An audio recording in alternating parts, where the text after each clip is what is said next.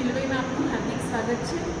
આજના પ્રેક્ટિકલની અંદર આપણે શીખીશું કે કોઈપણ લોડ જે છે એના વોલ્ટેજ કેવી રીતે માપી શકાય। તો અહીંયા આગળ તમે જોઈ શકો છો, આપણે એક વી મીટર લીધું છે અને લોડ તરીકે આપણે 60 વોટનો બલ્બ લીધો છે।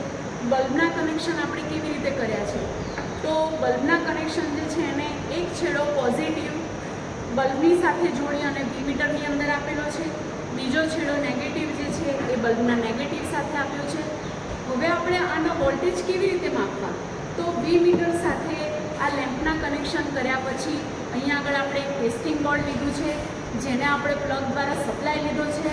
હવે આપણે વી મીટરની અંદર કનેક્શન ચેક કરીશું કે રીડિંગ આપણને કેવી રીતે બતાવે છે।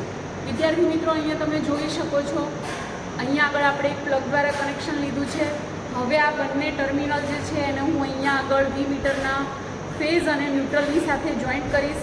તો તમે અહીંયા આગળ જોઈ શકો છો કે વી મીટર જે છે એ આપણને કમ્પ્લીટ 60 વોલ્ટ બતાવે છે।